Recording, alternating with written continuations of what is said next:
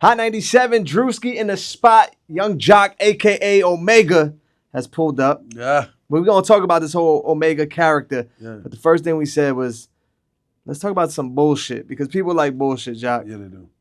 People do like bullshit. This election, how do you feel? One word. Do you feel like it was bullshit? No, I think this election was the moment of truth. You know, people try to say, this is not America. This is America. And what that means is you got to understand, you have some people who, for one, just don't believe that a woman was ready to be right. the leader of the free world. Right. This election is also one of those elections where it can seem a little convoluted at times, because it's like on one end you say, oh, Trump has no morality, no morals, right? Because of the way he addresses issues sometimes. Kind of harsh, kind of brash, you know, just like, hey, whatever, rude, right. whatever you call it. But I think you look around, it's like, yo, somewhere in there, he used morality to win, because there are so many Christians who voted for him because of his decision to do the overturning of Roe versus Wade, or Roe v. Wade. Then when you start talking of equality through marriage, right? When you start talking about certain issues of transgender, the LGBTQ. So somewhere in there where people have gotten so far, they're like, man, this is life now. And I think where he won is because he said, no, we're gonna go back. We're gonna go back. Right. You let things go too far. By far, I'm the best candidate. Is that your Trump to bring impersonation? It back to where it needs to be. And that's what I'm saying. I'm watching it, and it worked. Because you got a lot of people who will go with the flow for right now. But if somebody stood up to put them in the place where they'd rather be, they would go back to where they'd rather be. I mean, this is just what it is. Now, but for you personally, because as an artist, as a radio host, just a celebrity, you spoke out, right? Someone like 50 Cent said, I don't play politics, I'm not picking sides. But you spoke out. You stood for, you represented a side. Right. You wake up today and the side you represented didn't take the W. Does it affect you in any way personally? Not in America, like just you. Well, here's the thing. You know, as children, we learn the power is in numbers. Right. Right?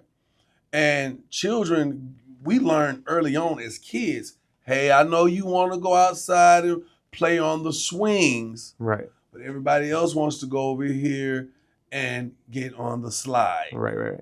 So since everybody chose the slide, we all gonna go to the slide. So as kids, there's certain things that we don't really look back at. We don't reflect on until, you know, you have to do a real self-assessment, and you start asking yourself, why do I believe certain things? Why do I see certain things a certain way? Because as kids, we're taught things a certain way. So I'm not gonna be up this morning like, man, I'm mad, I'm pissed. I'm just like, okay, this is life. You got to be prepared for the curves ahead. So you're going down a slide happy because you're still on the playground. Because you're still on the playground, right? But you just got to figure out, how do I get everybody to want to go get on the swings? Right. See what I'm saying? You might not do it today. You might not do it tomorrow. But next week you may get everybody to want to get on the swing. If we realize that the slide really wasn't that fun because the slide's too hot outside for the slide. You get right. So that's just, at the end of the day, man, I'm you know, on one end, I'm just like, you know what? Let's see. There it is. We're going to leave the politics there. Young Jock in the building. He's campaigning his own self because he got a new film coming out called Allure. Allure. Break down the storyline of this, because I hear it's like a best friend situation where the friend goes to prison. You play Omega, who then swipes up his wife, gets her pregnant. Like, it's just, it sounds like a little messy, Jock. Allure. It is a story of betrayal. Me and my homie, we get jammed. He decides to be a hero for a villain that he's helped nurture. Right? It's almost like saying, hey man, protect this snake over here that I've been feeding all this time. Right. And the moment I protect the snake, I expect the snake to protect me, and the snake turns around and bites me. He does what a snake does. He does what a snake does. And, you know, I didn't think that my first feature film that I would lead and star in would have me in such a diabolical role. Right. But that's what it is, man. And it's really, it's kind of, as I was filming this movie, man, it started to just resonate with me and just like things that I've gone through in my life. Mm-hmm. And I think that's what kind of brought out a little more of my passion in my role, because it's some moments in there, bro, where, tears, real tears is flowing. You can sit back and be like, oh, they must have put the drops in the eyes, but not when you see the drops start on their own. Right. You know what I'm saying? But that's what makes a good actor. Now you becoming, transitioning into the actor role. Right. To be able to tap into those emotions Yeah. is what people go to acting school for.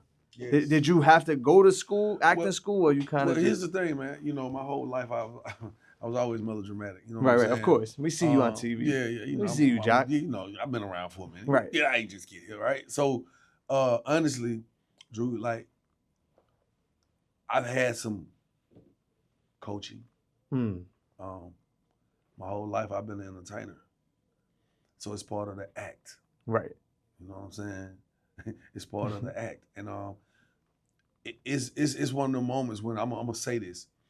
Everything I've done, from being a successful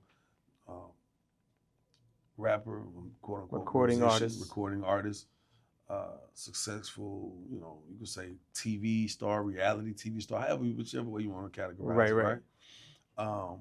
I have a nationally syndicated morning show. You know what I'm saying? Hey, cool on that right there. I'm successful at that. We doing good. Right. The boy raking in the bag, right? And then you come to this movie side of things. And it's like, all right, where you gonna go with your success on this one, right? I got a few in the can right now. I'm really trying to show off my acting chops. And I'm gonna say this. Acting, by far, movies, is the hardest job I ever had. Hands down. Hardest job ever for me. If people say it seems like it comes so easy. Yeah, it do. It does. Right. But I like to be moving around. I don't like to be contained. And when you act, you gotta sit your ass still. You on standby. So it's not when the camera's on, it's everything that's happening leading up to action. It's when the cameras are off. That's the hardest. That's the hardest, bro. I'm telling you, it's the hardest. Because you can't leave, you can't move. And you got a responsibility. Especially, it's like damn if you do, damn if you don't. If you the lead, you got to lead by example. Right. If you number one on that call sheet, you got to you kind of set the pace and the tone for the entire cast. Because if they see you being professional and you taking this shit like it's serious, everybody follows. Then they looking like, yo, I'm a part of something serious, right? But if you lead with this sort of disdain and hey man, it's just a little move. Right. They gonna move like that too. The energy. And if you on the lower side of the numbers, you know what I'm saying? If you're on the lower side of the numbers, then you really don't have no room to play. You really got to be like on your best behavior at all times, because you don't know who's on set watching you, why they're watching you, what they want to do next or what they don't want to do next. So you always got to be on your best behavior. You on point. You ready. And it's just hard for me, bro. I like, of course, yeah. I like to joke. I'm on set, I'm having fun. But it's people who are looking at their job very seriously from a technical point of view. They can't have the same fun. You got to wait till we off. Right. For me, I'm just going to say action, and I'm going to deliver a character. Right. That's easy. I can do that in my sleep. But when you're on the technical side of things, you're trying to make sure the aperture's right on your camera. You're making sure you're lighting, you're gaffing right. It's just not the same. And so people are very, hey, quiet on set. I was going to say, did they ever have to reel you back in, Jock? Like, all right, listen. Every day, bro. Okay. Every day, because at the end of the day, I'm having fun, man. Shouts out to Smoop, Smoop Films. Me and Marcus, we've been working for a minute now. I started off doing some stuff with him for the soundtracks for the movies he was producing. Then when he was like, man, so you don't want to act? I'm like, yeah, that's the whole reason I'm really rocking with you. Right. And we laughed about it. He's like, what you mean? I'm like, hell, this what you wanted, but this what I want. Right. And so our first project was actually a anthology series called I Got a Story to Tell. And I'm a lead in one of those, stories of that. So that's why I can say this is my first feature film, because those weren't considered feature films because they're part of an anthology series. But I have the lead role in one of his other films under that series, and it's called Gas Station Pill. I don't know if you've seen that, but people who listen probably have, because it's been doing really good, because I really I've been focusing. I was like, yo, Allure, Omega, this is gonna be my breakout role, right? But in all actuality, the gas station pill, it got around kind of quick. It just wasn't pushed at one time. You know what I'm saying? I didn't do press for it. You wasn't outside. I'm outside for this one. Right. You know what I'm saying? So, yeah, man, shouts out to Smooth, shouts out to Dame Pierre. You know what I'm saying? He helped write it, direct it. I really enjoyed working under his tutelage. And but listen, this is a start to a whole different world. You know, for you as an actor. One actor you would want to work with all time, like Jocks, for your next movie or your whatever, your dream movie, who would be that actor that you want to star with? Denzel Washington. Denzel. You do a film with Denzel, you feel like Denzel, hands down. Because, you know, you could tell people who are just good at something. Right. I don't believe Denzel was just good at acting. I don't. I don't believe he was just good at acting. I believe he was great at understanding the character that he's portraying. Right. In whatever role he gets. You know, it's a difference, you know? No, 100%. Somebody could walk in the room like, that's this guy that was on set. He does all these voices and these characters. And I thought he was a phenomenal actor, and he's nowhere in my film, right? But because he's a phenomenal actor and he can walk here and beat 3 different people so quickly, you're like, damn, your voice changed, everything, your facial expression, all that. But how well could he take a script, embody the existence of that character, and deliver that? He can be a great actor all day. Of course. But can you really deliver that? Whenever you watch a Denzel movie, you look the way the movie starts and the way it ends. Every character Denzel say he is, you see it. Was there anything you tried to do that you felt like, this ain't working out for me? DJ. Yeah, I started. This was before rapping, or DJ before I got in the radio. So you was already Jock the artist. Yeah. And said, yo, I'm gonna start Jock DJ. the artist, Jock on TV already. Right. And I was like, man, I wanted something that I didn't have to just be Jock. You know, I could play some songs. I could talk to you songs. And DJing always just seemed to be so cool because I said, I need something to make people come to me. Right. I need people to come to me. Like, I need you. Even in that moment, I need you. Big or small, I need you. Right. And DJing was one of those things. Because if I'm in the club, if I'm in the main club, and I'm popping, whatever artist coming out, they got to come see me. They got to come ask me, can you? So just imagine me being a DJ and an artist come say, hey, man, you know what it costs to play my song? Let me hear it. And I'm playing. Oh, this boy got to hear. Hey, who you working with? You got management? You know? Right. It's outlets. So I was trying that. and the very thing that I wanted did not work out for me. The purpose. I found a new respect for the damn DJ. Talk about it, because that's one thing DJs hate is when the artist or the ball player or the actor start DJing. I'm sitting there calling myself DJ and the party going because I know the songs to play. What was your DJ name? I'm just Jock. Oh, just Jock. Oh, so you ain't Diesel like Shaq is to okay. Jock, my boy. Okay. We ain't got to do no rebranding and all that. We're going to go. So, check it. I'm DJing. And something dawned on me. An artist will walk up to you and say, here's my song. Play that shit. Because they don't have the time in that space, in that moment, to get to meet you, get to know you, small talk. Yeah. So it's going to come down to it. Either, hey, what it going to cost you to spin my record? Right. Hey, bro, I got $1,000. You spin my record 4 times. Like, that's $250 each time you do it. That's paying you probably more than what they DJ. That you got paid to be there, right? You know, I was getting paid more because of celebrity. I was being considered a celebrity. Yeah. But respectfully, right? But if I wasn't, Joe, 200, the DJ that opened up for you wasn't getting that. You got 125. Come on, rock out 200. You got me? Got me. Right. But a cat will give you their song. You in the middle of a set, bro. I don't know your music. I don't know your song. Then I say, hey, what's the BPM? Huh? So I don't even know how fast it is. Now I gotta stop and try to listen to your song. It's bro, it's like pissing in the dark. I don't know what I'm gonna piss on. Right. You know what I'm saying? Yeah. And I think that was the one thing. And people bothering you while you working. Welcome to my world. Exactly. Nah. Well, you DJ. Yeah. And I get that. Yeah. And I'm known for that. So it's even worse. I was just thinking about in this moment. I was like, anybody even get in here to you and mess with you. But not in here. I'm talking about in the club. Yeah. And I started realizing, yo, maybe I'm a little too accessible. That too. As the DJ. So I was like, nah, I'm cool. Right. So once I didn't do DJ, I said, nah, I'm going to go do radio. Right. And that's what I did. I jumped in radio. And you have the personality for that. Yeah, man. I love people, dog. Now you on a morning show, right? Yeah, so I'm up early. I'm the flagship of my station. What time are you waking up? 4 a.m. Yeah, 4 a.m. To get to the station by 5. 5:30. Because I stay so far from my station, right? Right. Radio just worked out for me, man. It really panned out for me. And guess what it did? That very thing I needed that DJ position to do. It brought everybody and more right to me. Right. From politicians, movers and shakers, the entertainers. You're building your relationships. The athletes. Like I said, man, and what it did was it gave me a fresh Rolodex too. Right.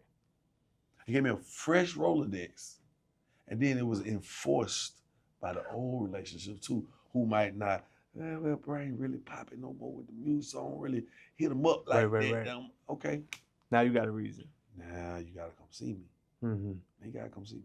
Are you still making music? Not even at home. What do you mean? Like recording, like preparing to drop. I'm not even understanding the question you're asking me. It's not worth it. You don't find. What are you asking me? Are you recording music as Young Jock, the artist? Who is that? But there's a whole bag in that lane for you, who's already established in that world. Man, I'm Omega. You come check my movie out. That's where we at. Nah, I'm still making music, man. Okay. Come on, man. You got me nervous for me. Look, I just had the message for me. But here's the thing. I'm not as enthused about making music anymore. I'm going to be honest. I'm just not. Age or just climate of music? I think it's just like some of the things I want to talk about, man, people don't know me for that.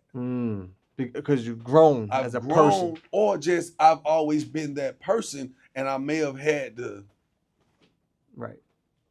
You say it differently, maybe. Come over here and do it this way to be heard. You know, I give you a perfect example. When I made the song Couple Grand. Right. Like, yo, that was the most vile message I ever put out in music, ever in my career or as a person.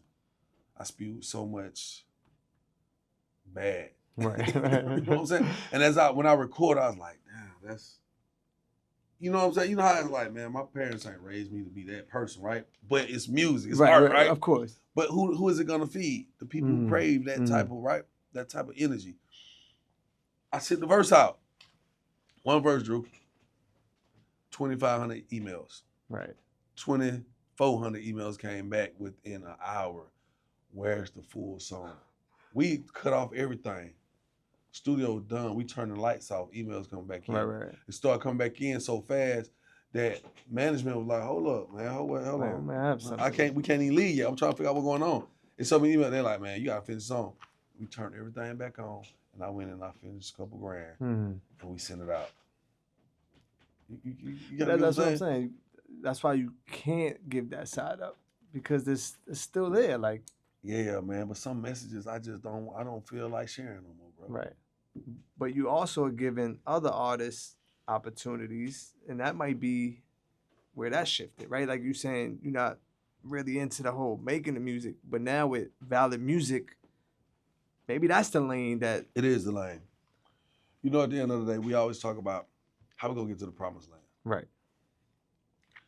And I'm a hard worker, but I'm also a smart worker. Right. And I think that's what's gotten me farther than a lot of my cohorts. What made you smart, John? Hard worker, right? You ready? It's like I look back there and I see that picture of Ebro. When I started out, that was one of the first people I had to see when I came to New York, right? And during those times, you had to be out here hand and foot grassroots. You had to go here, you had to go there, you had to travel to get it out. That's working hard, right? You gotta be putting in the work, touching the pavement. You gotta go touch the pavement, beat the concrete, right? Well, now I can put my message out via right in front of my phone. Right. Someone will say, well, you saved money from traveling. You saved from not having to pay people around you to do it. You was able to edit it. You didn't have to pay an editor or someone to film you. You bypass so many expenses by doing it that way that's considered working smarter than harder. You feel what I'm saying? You got some people just gonna continue to make the same mistakes. But it is what it is. I'm here, Valid Music. Go get on Valid Music right now. I'm trying to tell you. Run it up. Listen, we gotta get 1,000 people by December, man. It's happening already, bro. It's happening. Today off your show, I get 100 people. Right. That's one day. 10 days. Right.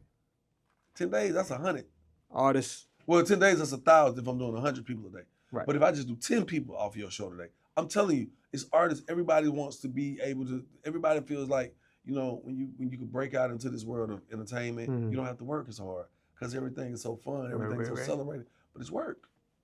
You can pop out, boom, but how do they stay?